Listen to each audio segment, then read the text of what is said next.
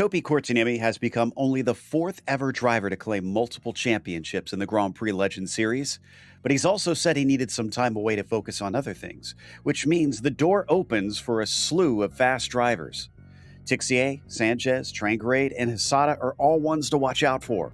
Who will pick up the mantle? We'll find out soon as we get ready to watch round one of the Lotus 49 Grand Prix Legends Series, and you'll see it all live here on the Global Sim Racing channel.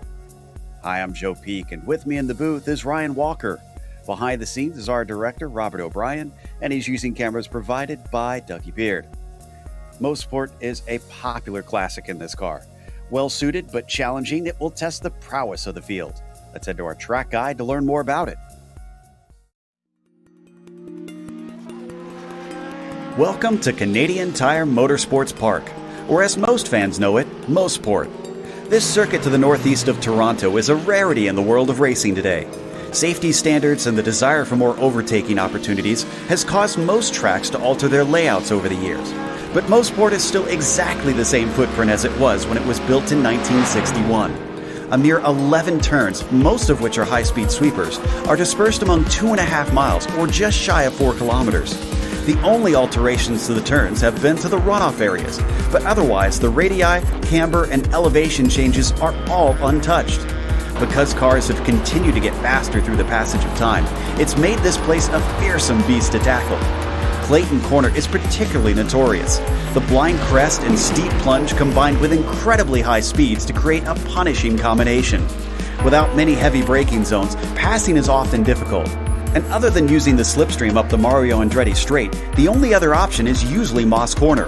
This double apex hairpin is named after Sir Sterling Moss for his suggestion to redesign it after he saw its initial layout. While the plateau-like middle portion and critical exit onto the backstretch certainly give it plenty of character, the heavy compression at the bottom of the hill that causes a frighteningly short braking zone makes this one not for the faint of heart. Formula One, USAC, and IMSA have all taken their turns here, but recently NASCAR has joined the fray by holding a round for the Truck Series. Old school fans can rejoice for the enduring popularity of this bastion of untouched tarmac, but any motorsports enthusiast can't help but smile at the thrill Mosport continues to provide.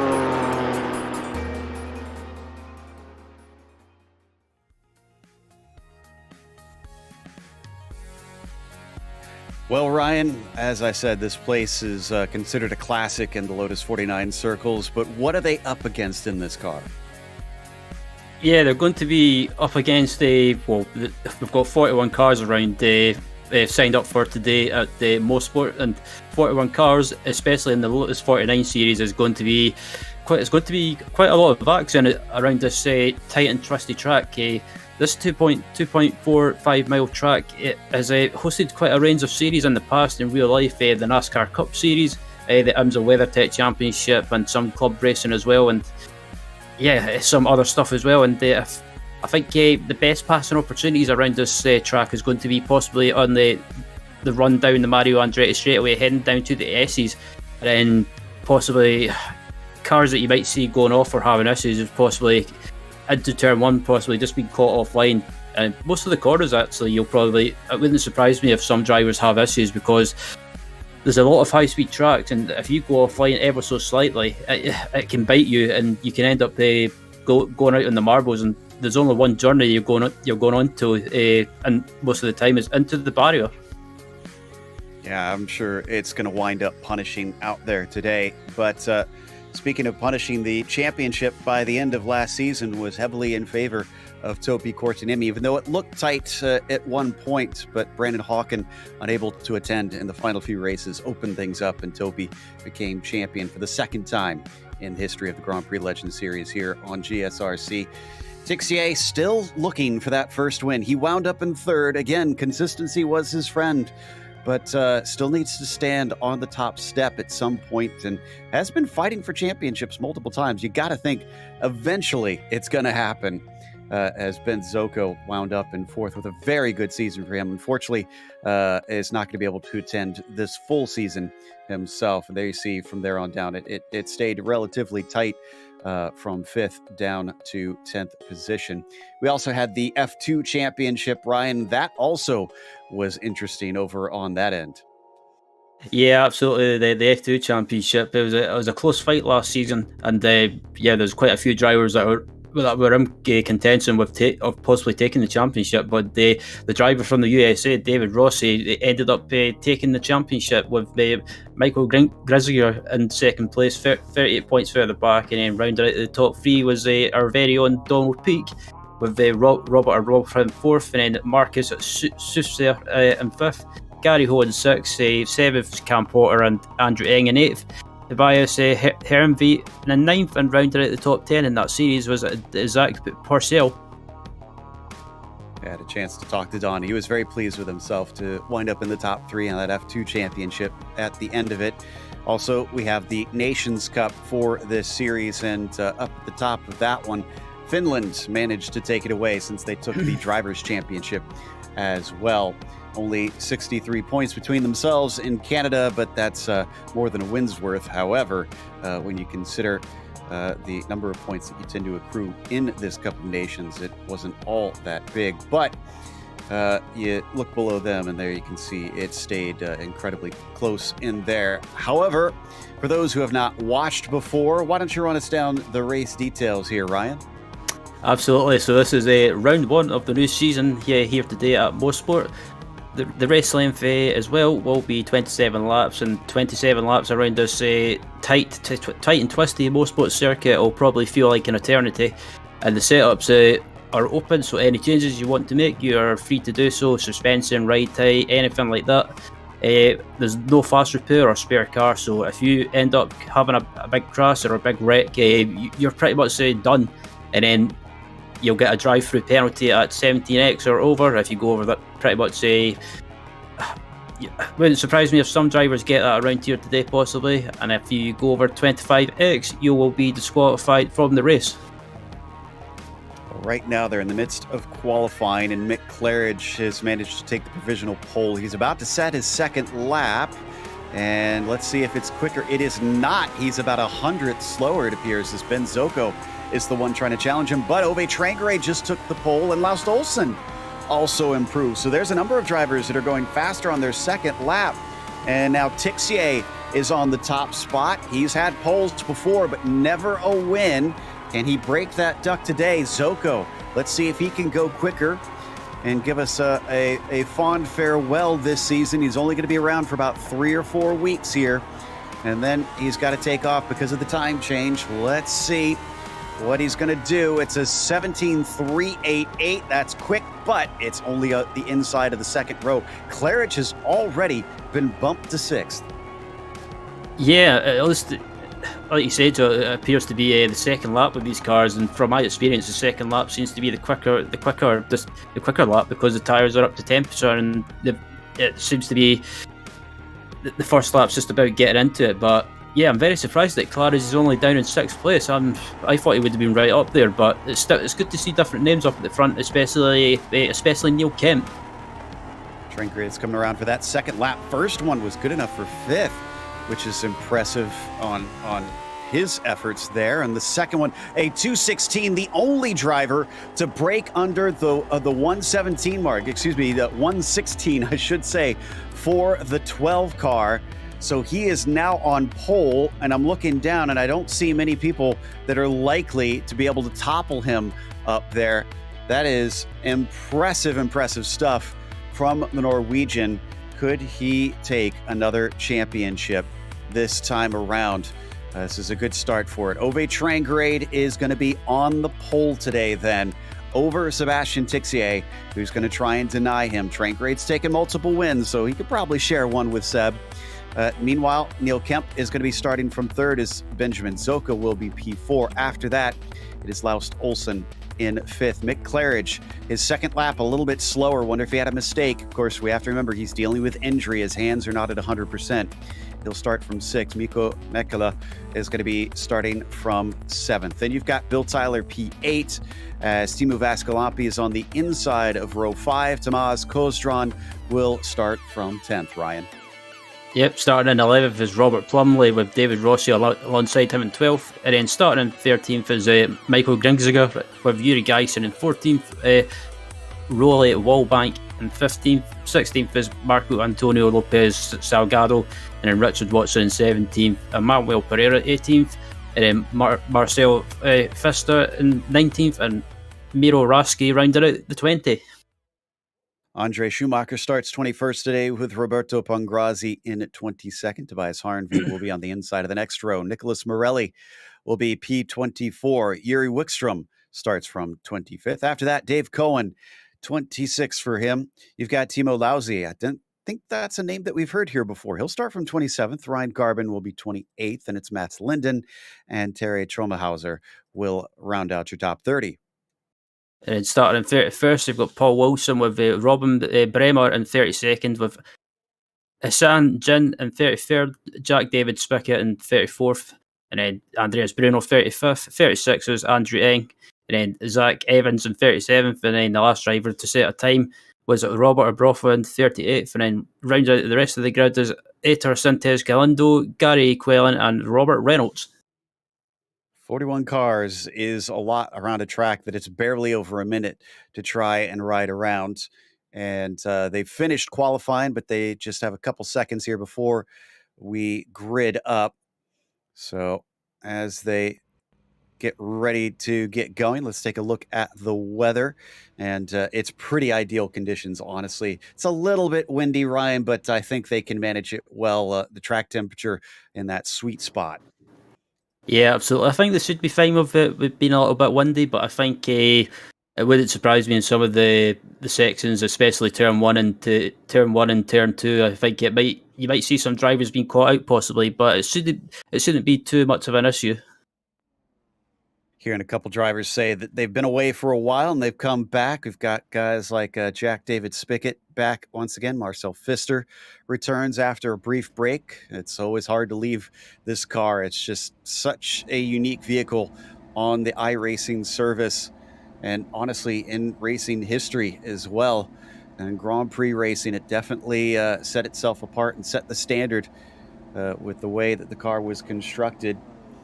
So as they finish lining up here, we're waiting on Tixier, who's on that outside of the front line. Train grade's already out there. You can see in the 12 car, no bonus points for the pole position, but still he's going to have that desired track position at a circuit where it's known to be tough to overtake. So we'll have to watch out and see who can take advantage of that. Will passing be at a premium? Will guys be able to make moves up that Mario Andretti straight into the S's? I do see that Tixier is now out there, and I think we're waiting on maybe a couple towards the back. Nope, we are good to go as the lights are now up and the green flag is out. Coming off the line, Neil Kemp goes nowhere. He's already swamped, and it looks like Ben Zoko is going to try and take that third place away, coming around the outside of turn one as they fly down towards Clayton Corner. This is often a very dangerous place to be, too wide, but they've got to get it sorted out here on the first lap. Will everybody survive this second corner here, Ryan? So far, so good from what I'm seeing. Yeah, it looks to be everyone's had a relatively clean start so far, and yeah, it looks like everyone's been clean. There's no issues from what I can see so far. But this is going to be the test, I think, up into Moss Corner, because everyone's just so close together. You might see a bit of a concertina effect, and it looks to be everyone's been relatively calm and easy and clean, and not being over eager to try and make any moves. But as they come down the Mario Andretti straight away, it's Ben Zoko gets a bit sketchy there on the Mario Andretti straight away. And Pereira also spun coming through the corner, so he's fallen to the back of the grid. Thankfully, everybody was able to go around him and no further problems. But up at the front, Trangrade is under attack, actually, as Tixier is trying to go around the outside of him, coming for the lead. Tixier might be able to take it away. It gets to the inside through White's corner, and Sebastian Tixier is going to lead the first lap despite not getting pole. That was a fantastic move by Tixier. He had good momentum, and I think I'm not sure if he planned that move or not. Trangrade did go offline slightly on the entry to the S's, so. But I think Tixier just took the opportunity, and it was a great opportunity as well, and up into the lead. Had a couple other issues. Andre Schumacher had an off, hit the barrier. He had to take a tow. Zach Evans had a spin in the meantime. he was able to get the car back on track without drama. So we have a new leader, Sebastian Tixier. It's a fresh slate. It's a clean slate out here with no points on the board. Can he take the pole? But don't leave out Mick Claridge in the equation. He's moved up to third since sixth at the start. And this is the thing we've noticed with Nick. Sorry, we've had a big accident. Bill Tyler in the 3 has suddenly spun off and he gets hit again. He's in the middle of the racing line. Cars are having to scatter and he's going to have to take a tow. And this was huge drama. I'm so sorry to interrupt there, Ryan, but this was a driver up towards the front and he definitely got some big hits from some other quick drivers. So I'm not sure who's damaged, but he did some serious damage, whatever he did. Yeah, I think Tyler might have went wide slightly, and unfortunately, he did go wide, and he just unfortunately got tagged by another car, and from then on, like I say, it caused a bit of a concertina effect, and just mayhem erupted. Yeah, so the two of them getting side by side, and it's just a little bit too narrow in there, unfortunately. He gets clipped, and then the barriers are right by the edge of the track, bounces him back on. Somebody else having a lot of involvement. Was that Olsen, maybe? Laust Olsen? Hard to tell. Could have been John or Laust. They tend to have similar painted cars. I see Laust Olsen still going. So I'm not sure. We'll try and clarify who that was a little bit later. Sebastian Tixier is still leading ahead of Trangrade up the straight. Yep, and then the top two are still close together, and it looks like you said, Joe, Mick Claridge is starting to still keeping in touch with these guys, and that's the thing I was going to say as well with Mick. Sometimes you'll have a bad qualifying, and then as the race goes on, he starts to make progress, and like I say now, he's starting to make progress and starting to catch up to Ovi and Sebastian. So three-way fight for the win, or the lead rather, but not too far behind these guys is Ben Zocco as well, so might have a 4-car battle at some point. Oh, and somebody spun off behind. Was that Claridge? That was Mick Claridge. Not sure if he hit anything, but he's able to get going, it looks like. This was out of turn 1 into turn 2, which is a very narrow piece of track. Let's take another look at it. Is he just go a little wide here? Yeah, I'd say so. Such an easy mistake to make on the exit of turn 1. I just about done the same in another race in the major series last Sunday. It's just because you're pushing so much, and just the way the corner is. If you push too much, or basically get on the power too early, you'll end up pushing wide. And if you take too much of the exit curve, it can spin you or even spit you into the wall. And unfortunately, Mick Claridge is one of those people that got put into a spin. Trying to find, it was Robert Plumley, it looks like, the yellow car that we saw that got into trouble. And trying to see if I can figure out who else got hit pretty hard, and difficult to tell in all the craziness. Oh, and for some reason, Richard Watson is now plunging down through the order. Not sure what happened to him. A lot of action out on track. This also happened on the backstretch, strangely, with Watson. Almost like he lost control in a straight line. Thankfully, nobody else hit him, but it was a major... Oh, wait, no, I spoke too soon. He did get run into by Robert Brumer, it looks like. So few more drivers that wound up in trouble in the end. And surprisingly, it's not a corner that's throwing them off here, Ryan. It's one of the straights. I'm very surprised by that. I thought the back straight would have been pretty easy to take flat out, but obviously with these cars there's nothing like aerodynamic downforce to help them, so I guess it's maybe just the nature of the track, the back straight, and obviously there's some bumps as well, so it could be catching the drivers off guard.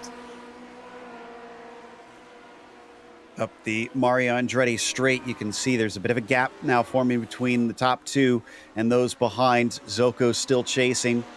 Good news on Claridge incident is he didn't hit anything, so he's still down in 11th and running. This is Teemu Vaskilampi, another fast driver who at times is competing for wins, but today only sitting in 7th. Tomas Kozdraan has been hounding him. He's trying to vie for that position as they run down into turn 1, and two completely different lines for these drivers through there. Yeah, in turn one, you can take slightly different lines. I find you can sometimes I find they taking a wide entry and it can help as well. Try and get a good run in the exit, or yeah, you can take a tighter line as well. It depends whatever the drivers are comfortable with. But McLaren is on a bit of a recovery drive again because starting to get back through the field.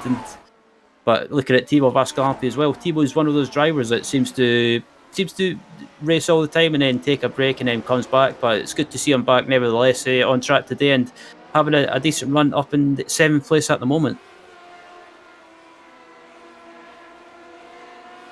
So back up the Andretti straight.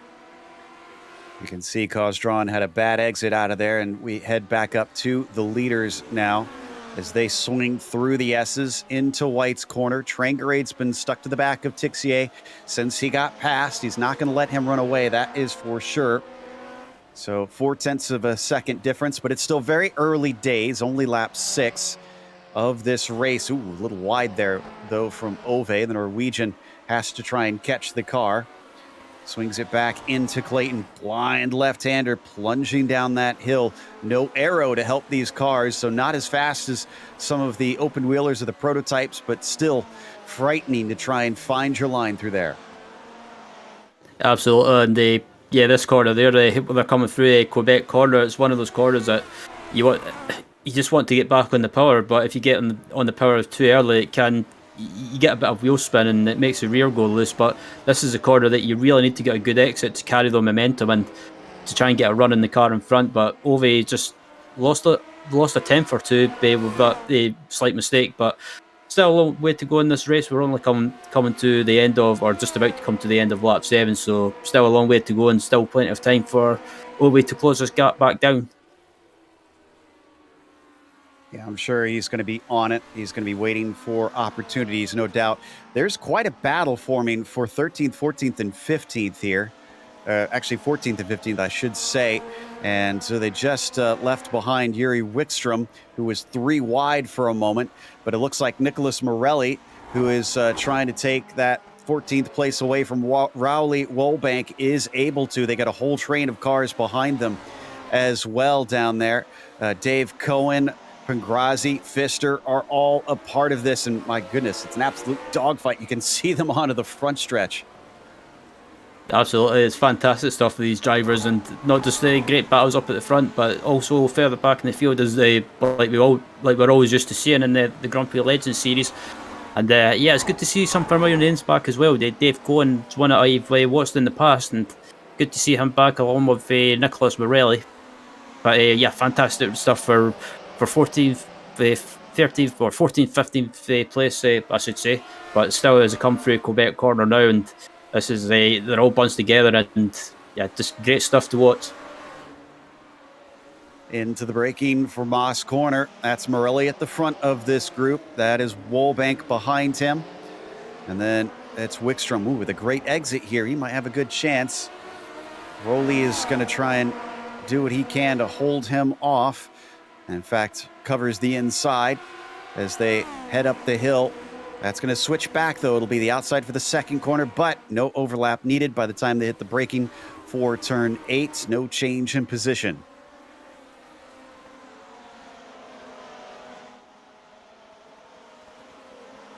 Back to complete lap 8 now for this group. Again, this is the fight for 14th that we see on screen. Morelli in the front of the group in the orange and reddish colored car.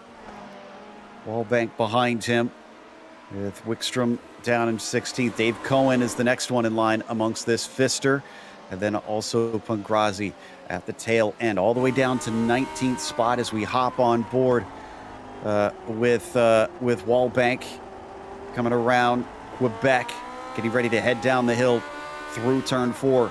One of those underrated corners in racing here, Ryan. Yeah, absolutely is, and it's one of those corners where the car can get it can get a bit light, and you've got to be very careful with your steering inputs as you come onto the Mario Andretti straightaway. And it was like Wolbank. I thought Wolbank might have had a good exit there, but as I say that, Nicholas Morelli had a good exit as well, so he's pulled a little bit of a gap to Wolbank, and he should be safe for now as they're heading up to the S's now. probably for me one of the trickiest parts of the track, just because you're carrying so much speed, and then you have to slow the car down and make sure that not to lose the rear. Through White's corner, out of, and in the back, I think I see a change of position. Yeah, Pfister lost it to Pangrazi. Looks like Roberto moves up to 18th now, so a few changes of position happening. Just a question of can anybody take advantage of those moments to maybe try and capitalize, put someone down multiple spots as they head out of Clayton towards Quebec. Ooh, very inside line there for Wallbank. He was way too far ahead to have to defend, and he was definitely not close enough to attack, so I don't know what was going on there. Yeah, I was confused about that myself. I wonder if he was maybe trying to distract Morelli and maybe just try and make him go offline slightly, but that was a very unusual line to take there. Oh, and back to the lead. We're side by side through the S's once again. Looks like we might have a good opportunity for Trangarade. It depends on how distracted Tixier is with this. Can Ove somehow get through here, get that lead back? Will he deny Sebastian another gutting loss, deny him another victory here as they come down through Clayton? 0.2 of a second. They're already 2.5 seconds as well ahead of Ben Zoko. So this has been a great pace for this pair up at the front. Absolutely has, and as it come across the line now as well, or just coming around the Quebec corner, it looks like they've got a bit of traffic up ahead, heading up to Moss Corner, so they're not close at the moment, but they don't want to catch it in the wrong place. But Ove Trengrade, it looks like he's managed to get his head back in the game and get a rhythm going as the traffic moves out of the way. So good heads up driving there, and it looks like Ove Trengrade's got a great run heading down the Mario Andretti straightaway. Got a nice toe. Ooh, all the way into the grass there for Tixier, but he leaves the door open by the time they get into the braking zone, and a little look does not produce an overlap. Trangrade is going to have to do it again later unless he gets a really good run out of White's. Let's see if he can cut back. It was a good line from Tixier despite having to defend there for a bit, and he will retain the lead once again. On to lap 12 now. We're getting close to the halfway mark, and it's going to be a long time for Sebastian to have to play defense. Absolutely, and a 27-lap race around Mosport just feels like it goes on for ages. But I think Ove's best opportunity, if he can get a good run here, heading down to Moss Corner, if he can get a good exit out of Moss, I think he can carry that speed. He might be able to try and get a run on Sebastian into the S's, but it looks like he's not close enough this time around. Certainly not, but look at the exit. Watch the exit. He was definitely good down to the apex. Again, I think he's going to get a bit of a toe, but I'm not sure if it'll be enough here. They do get a lot of speed coming along this Andretti straight. 165 here, and they're not even at the end of it. Remember, this is in 60s era Grand Prix cars as well. And they hit the brakes finally, getting all the way up to almost 180 miles an hour here at this circuit. Didn't have an attempt at it this time, but certainly was still making sure he filled the mirrors of that number 2 machine coming down into turn 1. Very hard to try and make passes into here, but a bit off the line for Sebastian, and now he's under threat again, Ryan. Yep, they headed into Clayton Corner now, and it looks like Sebastian's feeling a little bit rattled now because that's twice he's missed his turn in. So I think Ove rather, is maybe not trying to make a move straight away, but maybe just trying to intimidate Sebastian a little bit. And I think Ove needs to get a good exit like he did the previous lap on the exit of Moss and try and carry that momentum. He's a lot closer this time and on the entry to Moss, and just needs to try and get a good exit, try and get back in the power possibly. And it looks like, that's a great exit. Yeah, he's right on top of him this time. I think he had to pull away a little bit and try not to run into the back of him, but that actually gave him a little bit more breathing space to try and pull some of the momentum. Now he's side by side, coming up to the outside of turn 8. It's going to switch back if he can hold around the long way. He sends it in as deep as he can. He's got a nose ahead for turn 9.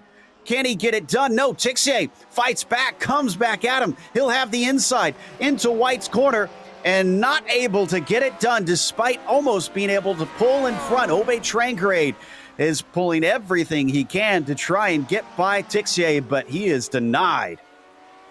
This is a fantastic battle between these two, but they can't afford to go at it too hard, because Ben Zocco, even though he's about 2.5 seconds behind, he's not too far away, and that 2.5 seconds around Mosport is pretty much that can be gone in a flash at the blink of an eye, rather. And if these two guys get caught up. There was a spin from Neil Kemp in Clayton corner. He and Laust Olsen had been battling, had swapped positions a time or two, but Neil unfortunately was the one that succumbed to the pressure in that situation. Didn't hit anything, thankfully, and managed to keep it out of the wall. Here we go again. Lap traffic involved now, as they're going to go by Robert Plumley, who dutifully stays out of the way. Trangrade, did he learn anything from last time? Is he able to do it differently here? He's not going to be as far ahead, though. He breaks in as deep as he can once again, but this time it's Tixier who learns. He's able to fight back a lot stronger, and he's going to be fully ahead by the time they come up to White's corner. Park it at the apex, maybe. He tries to cut back underneath from Trangrade. Just about works. Gets a little bit of an overlap down the front stretch, down into turn one. And it looks like he's not able to get it done quite yet. Oh, but he's still in it. He's still in it here, Ryan, as he comes up alongside, down into Clayton, side by side for the lead. But there's just not enough grip on the outside line. Yeah, it's a very risky place to try and make a move on the outside, as a Clayton corner, because there's not really much grip on the outside. And yeah, if you carry too much speed and go off line ever so slightly, you can risk going onto the grass and into the wall. But this is a fantastic battle between these two. And again, I think Ove, he keeps getting a good exit heading onto the Mario Andretti straight away, and he tries to hold it on the outside in the S's. But again, it's just he can't. He just needs to carry a bit more speed and try and hold it on the outside, and just maybe get his nose in front. And bad news for fans of Yuri Giesen. He unfortunately, as the battle continues here for the lead, Giesen had a bit of a spin in front of Mick Claridge. He got tipped as Claridge couldn't avoid him. Sent him around. Trangrade might be able to get it done this time. No, still not. That switchback in the S's just won't work for him, but this time he manages to get a mistake out of Sebastian Tixier, and Trangrade is fully through. Back up to the lead for the Norwegian. That was a fantastic move by Ove Trangrade. If you get a chance to look at the replay, I would love to see how that's set up again, because how it happened, because that was just fantastic. And Ove Trangrade, he done a switchback, and I don't know if Sebastian just got sideways into the final corner there, and it compromised his exit and compromised his momentum. And Ove Trangrade, they took the opportunity, he pounced and up into the lead. Okay then. Man, that was from on board. It looked a lot more tight than it did from the TV cameras when we watched before, because the way that Sebastian slid in front of him, Ove timed that to perfection. But what all this side-by-side racing has done is look in the background. That is Ben Zocco, who is now within half a second.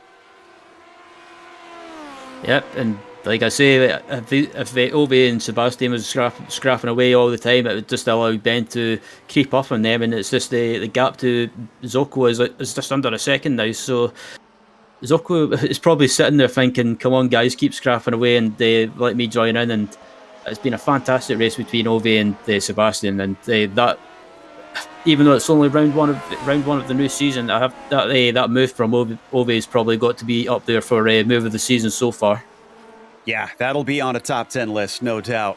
But Sebastian Tixier does have the pace to stay with him. He's not fallen off after being overtaken here. So I suspect these two are very, very closely matched. But Zocco could be the spoiler, as you said.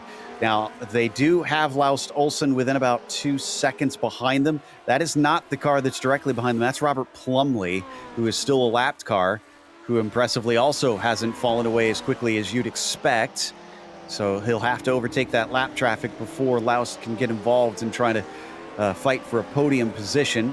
But once again, onto the Mario Andretti straight. All right, the roles have reversed now, Ryan. Let's see what Seb can do. Yep, and it looks like Seb's getting a good run in the slipstream, and is he going to try and go for a move up the inside? If he's thinking about it, I thought he was going to throw it up at the inside there, but I think he's just trying to intimidate Ove and do what Ove was doing with him for a few laps, and try and maybe get him to rattle his cage now. 10 laps to go at the line. So yes, he's going to have to pressurize him. Otherwise, he'll have to hope for a mistake, which is possible. We've seen Trangrade been shaken off the line before. He's likes a very loose car, so it's easy to maybe get him a little bit unsettled. I wouldn't say easy, but you can definitely try and find cracks in the armor out there on that Scandinavian driver. So down into Quebec, he sticks with it. He's going to have to focus on that exit coming out of Moss Corner. That seems to really be the critical turn in the lap this race, Ryan, because that run up the Mario Andretti straight has been chock full of action. Absolutely has, and again, the top three all close together now. Will Benzoc will try and get a run on Tix here? I don't think he will, because he's kind of compromised his exit there. So yeah, don't think Sebastian's going to get a run on Ove this time around, or Ben get a run on Sebastian either. So it looks like there's a bit of space between the top three at the moment, but that will no doubt close back up. Yeah, Seb really, unfortunately, in a sandwich right now, having to watch behind as well as focus ahead to see if he can get anything out of Trangrade, because he has to pounce, I got to think, Ryan. Well, and speaking of pouncing, there goes Benzoco. The Australian driver thought maybe he had a chance and then had to back out of it. But I was going to say, if Sebastian is going to try and overtake on Ove, Ryan, I got to think that he's got to make use of any little slip up almost immediately. Yeah, absolutely has. Sebastian, I thought Ove would have tried to pull away, but I think it's just one of those things. Ove and Sebastian are so evenly matched on pace that there's nothing separating them. And Benzoco just falling back ever so slightly. But I think Sebastian, if he can try and close up under braking and try and get back on the power early and carry that momentum onto the Mario Andretti straight away, he might be able to get a run on Ove, as Ove is starting to miss some of his corners now. So maybe feeling the pressure slightly, and it looks like Sebastian tried to get back in the power there, but just got a little bit sideways getting back on it. Not sure something happened to Laust Olsen, because suddenly Mikko Mekala and Timo Vascolampi are both ahead of him. And yeah, I did find it on lap 17. I don't think we really need a replay, but he went off coming through Moss Corner, just going a little wide, saved it from going into the barrier. So he's now down in 6th and has lost a lot of time.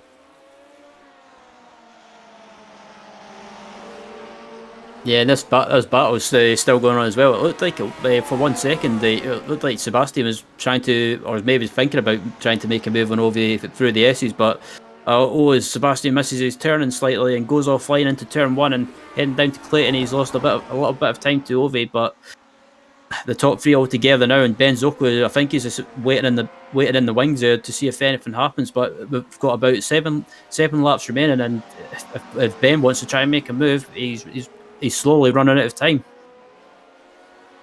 Yeah, and I think that's why we've been seeing a few attempts out of that number 4 car. He wants to try and make use of it, like right here once again. He certainly seems confident on the brakes, but unfortunately not getting close enough to actually make use of that, as the number 2 trying to get the number 1 next to his name, a W in the column at some point in his career in the Grand Prix Legends Series. Ove Trangrade, great exit out of Moss Corner, is going to keep Sebastian from having a chance this time. So as they head through turn 8, they've been getting a bit of lap traffic here and there, but I have to say that it seems like, Ryan, the lapped cars have been quite polite, and this is back row Bob, who's very used to allowing the faster drivers by, and you can see he's going to do that right here. So I thought that traffic would play a part maybe in some of these battles, but it seems like so far everybody's been trying to avoid having any sort of effect on this.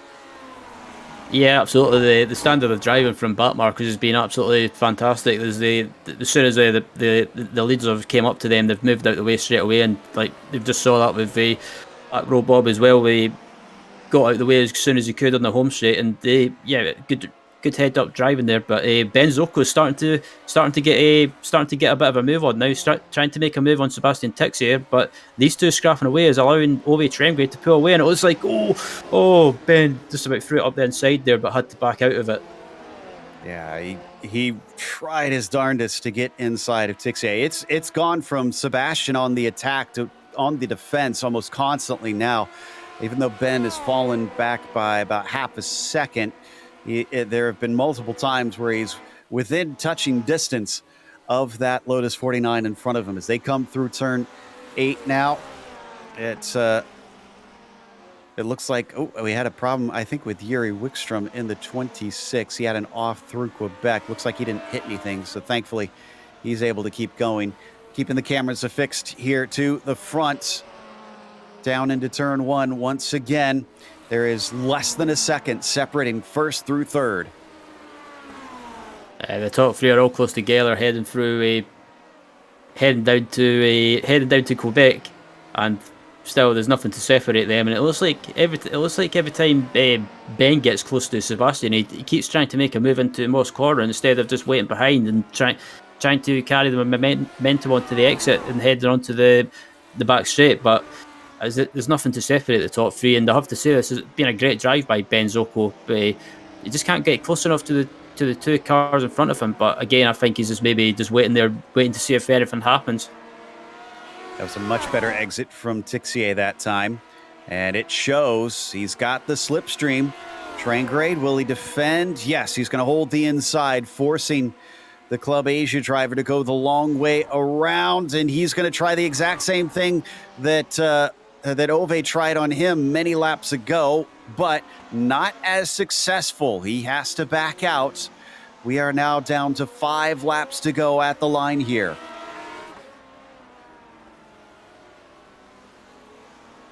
Yep, as I head into turn 1 now, again, all the top three together, and I've got a couple of back markers ahead of them, but still, this has been a fantastic race between these three drivers, and there's nothing to separate them. And I think Sebastian now is starting to apply a bit of pressure to Ove now, and trying to. I think his best opportunity to try and get by Ove is on the back straight, but again, it's just a matter of trying to get by, and any opportunity that he gets, Ove is quick to respond and cover his ground. Yeah, he needs that really, really good exit out there. Unfortunately, lap traffic going to compromise each of them down through Moss this time, more so for Zocco. And Tixier, another decent exit. I don't think he's close enough, though. And it looked like Seb maybe not able to find as much grip as Ove did around the outside of turn 8. Yeah, it is a tricky corner, or tricky set of corners to try and make a move on the outside. You've got to really hold it on the outside and just hope that the car will stick. And I think you're right. Sebastian doesn't seem to have the same amount of confidence like Ove did trying to make it on the outside. So come down into turn 1 once again. Is that going to mean it's too hard for Seb to try and make that move into turn 8 after the Andretti straight? Will the lack of confidence on that corner prevent him from having the chance he needs? Will he have to get creative maybe and try and sneak attack him on some other corner? Still more traffic in front of them. Off the apex for Trengway, though. This could open it up. Isan Gen's going to stay out of the way. If Seb is really ambitious, he could try to chuck it in down into turn 4, but no. It looks like Ove is wise to that. He's going to cover off the inside, but could compromise his racing line. In fact, yes, he was very shallow into that part. This is one of the closest runs we've seen from Sebastian. Yeah, Sebastian's got the run. He got a great run in the exit there of the Moss corner, and he's got a look at the slipstream, look at the run he's got, and he's got a massive amount of overspeed, and he's going to try and go on the outside now, but it's a question of can he hold it. It looks like he's going to go around the outside. He can get the move done. Fantastic. Beautiful stuff there from Tixier. He was able to chop down this time. He didn't need to hold the outside. So back to the front with now only 3 laps to go as they cross the start-finish line. Can he keep Ove behind for just these few more laps? Also, could Zocco maybe take that second place away from Ove? Could he catch both of them? Could he try and take the win away from the two that we thought were going to be the contenders for the victory here. They fly out of Clayton towards Quebec now. Yep, and they're starting to pull away from Zoko slightly now, and Mick Claris puts in the fastest lap of the race so far. But again, the battle for the win, it looks like it's going to be between Texier and Trengrade. And again, Texier gets sideways heading down to Moss Corner. That was a nice drift, but manages to hold it. And Trengrade, it's getting closer now. Can he hold the speed and carry the speed onto the back straight? It looks like he's got a great run. Yeah, he's very, very close. Both of them tried to get as good of a launch as possible, but Trengrade just managing those rear wheels a little bit better. He's going to have the outside coming down into turn 8. What's Texier going to do to try and dissuade him? He's able to maybe get ahead a little bit, but the car wiggles midway through the corner. Inside for the second part for Trengrade. Inside for the last part for Texier. Down and across. Now down to 2 laps to go. Yep, heading into turn 1 now, and the top 3 are really, really close before, and closer than they have been ever before. And Texier's getting sideways every time I watch him, and starting to feel that pressure, or starting to feel even more pressure. And I think Trengrade's probably, I have to thinking about it. I think Trengrade might be in the best position, because if he stays behind, say, Sebastian for the last lap, he might be able to take that opportunity and try and make a move on Texier. He's got the advantage for now, but as we've seen, it all comes down to Moss Corner and trying to launch your way off the exit. Oh, it was a little bit offline, and it's so strong for Ove. Every time we see him come out of there, Ryan, it seems like he just manages it better than Sebastian. Yeah, I think Ove just seems to have more confidence getting on the power, and just seems to be able to carry that a little bit more speed. He's going to try and go on the outside, heading through the S's now, but he can't really do anything. Sebastian's able to hold the line, and Ove just got a little bit sketchy there and manages to hold it. And Ben Zoko's, as much as it would be nice to see him try and make a move, I don't think he's going to be close enough, and it's down to these 2 guys up at the front. White flag is out, 1 lap to go. Texier still has the lead, but the job is not done. Trengrade chasing. Zoko starts to fall off a little bit. He's got to be closer than this. If they tangle, he wants to try and take advantage and be there to pick up the pieces as they head through Quebec. Ryan, it looks like Texier is going to have to fend him off. He needs the exit of his life out of Moss. He absolutely does, and they're heading down to Moss Corner now, and Ove needs to try and get close under braking and try and carry that speed through Moss Corner, or carry a little bit more speed through Moss and get a good exit. And he's getting closer now. Can he get a good exit? It wasn't as good, but he's still close enough. It was a little better than before, but you can see he's trying to keep Trengrade from having a good run on him to try and get the outside. This is going to come down to the last few corners as they race side by side into the S's. Texier's got the inside. He slides out a little bit. The car starts to get loose, and Trengrade's through. Has to catch it again. Texier desperately trying to come back at him. Up to White's corner. Is he going to chuck it in there? No, he cannot. And in the last lap, unfortunately, he'll lose the win as Trengrade takes victory in Canada. Oh, cannot catch a break. I know we're supposed to be impartial, but I wanted to see that maiden win for the number 2 car. Even still, Trengrade earned that one. He fought the whole way through, had to keep Sebastian behind him for much of the race, and then once he had lost that spot, he really had to fight back. Zoko with 3rd. Claridge managed to collect himself up to 8th in the end. How about Timo Vascalampi, though? He wound up in 4th place up there just outside of the podium. David Rossi wound up just outside the top 10 himself in those F2 cars. But that's going to take us to a quick break. We'll come back with the official results as well as driver interviews, so stick around.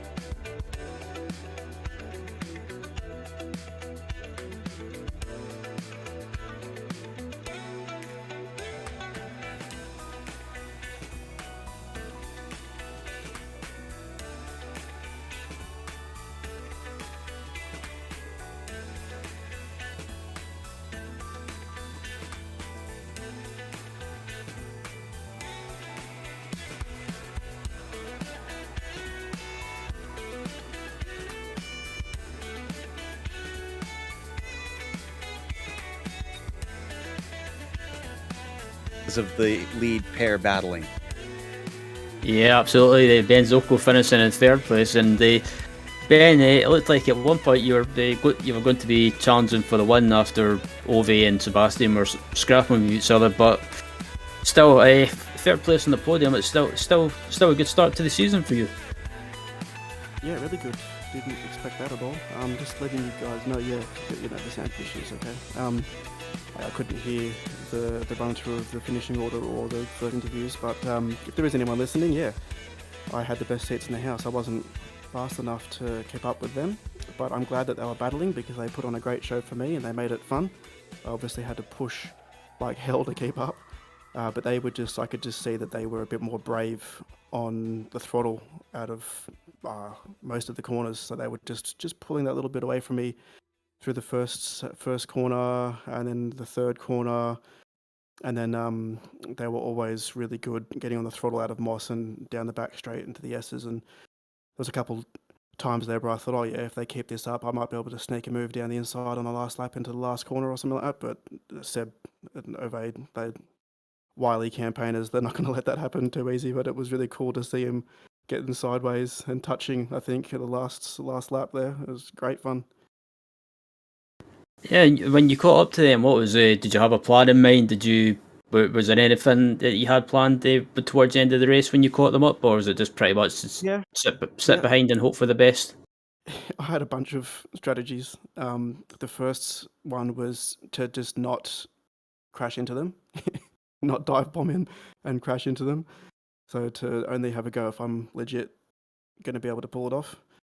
And the other part too was get a good, if they go side by side through into the S's, I was pretty quick through there, so I could get alongside and then just see what happens, or get a really good exit into the second last corner, and then I practiced it a couple times to dive into the inside of the last corner if that came up, but I guess I chickened out a little bit going through the S's on those last couple laps, and whereas they were on it. So even though there was a bit of action there in those last few corners, there really wasn't any room or position for me to go there, and I wasn't close enough.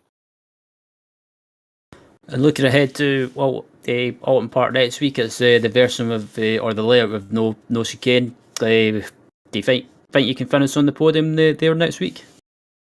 I guess it'll be kind of similar to this track. The lap time should be pretty close together. I'm never particularly good at Alton Park, and it is very difficult to pass there. So, I don't expect to be as close to the front as I was this week. I think what helped me this week was that in week 13 we did a 90 lap, Grand Prix recreation of the Canadian Grand Prix in '67 here, and I guess doing 90 laps is probably 90 laps more practice than I normally would do. So I think I had more practice coming into this race for sure. Good stuff. Well, again, congratulations on the podium finish, Ben, and look forward to seeing you on track at Alton Park next week and seeing you up there. Sounds good, guys. Thank you.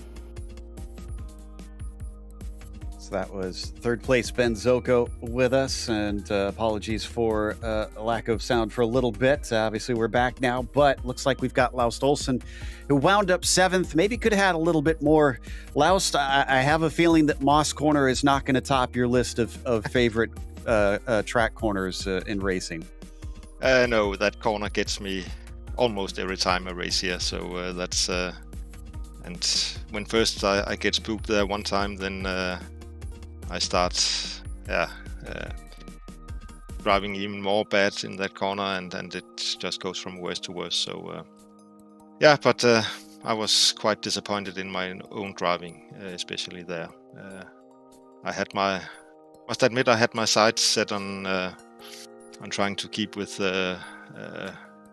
Ben in front, but as soon as I got past Neil Kemp, then I started making too many mistakes, and just dropped back from there. So quite disappointed, I must admit.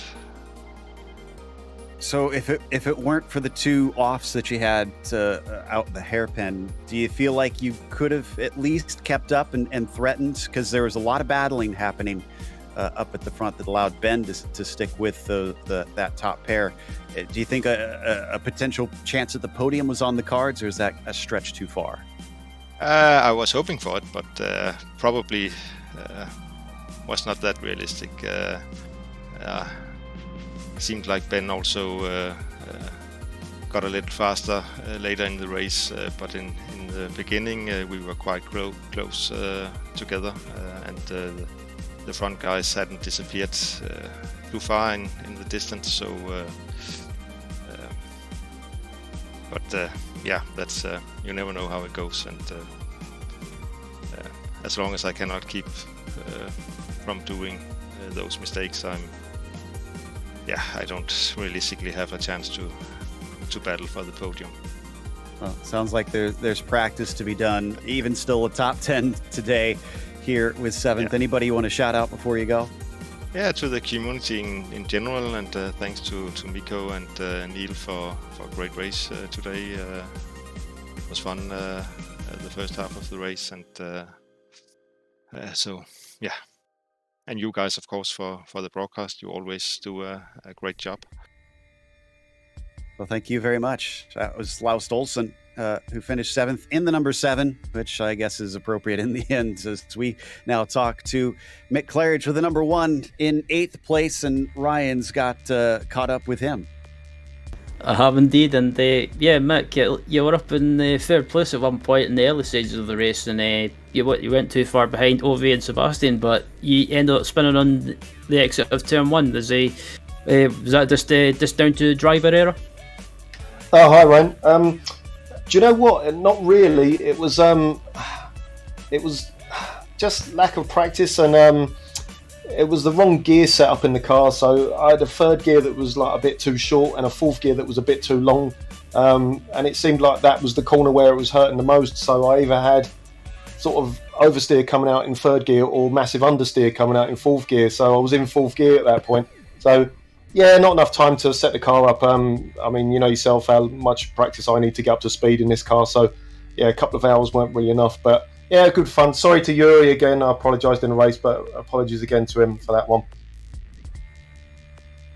Yeah, I mean, yeah, as we all know, you've been away from the Lotus 49 for quite a while, and you only recently got back into it due to your bike journey being called off. But nevertheless, it's still good to see you back in the 49 racing again, and it's just unfortunate about your incident, but still a top 10 result is still a decent start to the season, I guess. Yeah, definitely. Yeah, the bike ride's not called off, mate. Keep watching the videos, guys. Oh, my bad. Sounds so cheesy, doesn't it? But yeah, no, it's good to be back in the car. You know, it's good to see some drivers, you know, back that haven't been there for a while. You know, good to see Timu back, and Neil Kemp. I know that guy from somewhere years ago. You know, and it was quite funny. I was joking with him after the end of the race. You know, about how many spins we both had. And ended up sort of pretty much at the same place on the track. But yeah, good to be back in the car. I think they've changed it again. Silent updates, guys. I don't know. Never, you know. Sorry, Rob, that'll make you laugh. But yeah, but no, yeah, really enjoyed it. Even though it was a bit of a sort of dodgy race, but no, it's good to be back. You know. Great to hear, and looking ahead to Alton Park. Looking forward to it. No, I'm not going to be racing anymore. I've got other stuff. I'm going to actually. Sorry to scare the camel guys, you know, because of the way I'm driving at the moment, but I'm going to actually try and concentrate on the Nissan. So I'm going to jump in there in a minute and try and get a load of laps done before that race and see if I can join in. Great to hear. Well, before we let you go, Mick, anyone that you want to give a shout out to? Just you, mate. You. That's the only person that needs it. Oh, it's such a charmer. Just you, mate. Just you. Yeah, well, thanks for that. Again, thanks for joining us, Mick. And yeah, if we don't see you next week, we'll look forward to seeing you again on track at some point. Cheers, Ryan. Good to chat, mate. See you later. As that was Mick Clarid's 8th place finisher joining us, and back over to you, Joe. Thank you, and glad we could chat with Mick once again, but we got to close it up. So a huge thank you to the Grand Prix Legends community for bringing us back for another season of coverage. Also, thanks to the team today, Rob, Ryan, and Dougie. And make sure to check out our social media website and merchandise store so you don't forget, so that you are able to help support us. And don't forget to subscribe to our YouTube channel, if I could read my own text, so that you don't miss a moment here on GSRC. The next race, though, is for certain. That's going to be at Olton Park. And again, that's without the chicanes over there. That'll be Saturday, September 24th at 9:30 a.m. Eastern. And be sure to check out our other broadcasts that we have listed, because, as was mentioned, up next, the Camel GT Series is going to one of the craziest tracks on iRacing, the Monza Combined Circuit. That'll be at 1 p.m. Eastern. Until next time, though, race clean, race hard. We'll see you on track.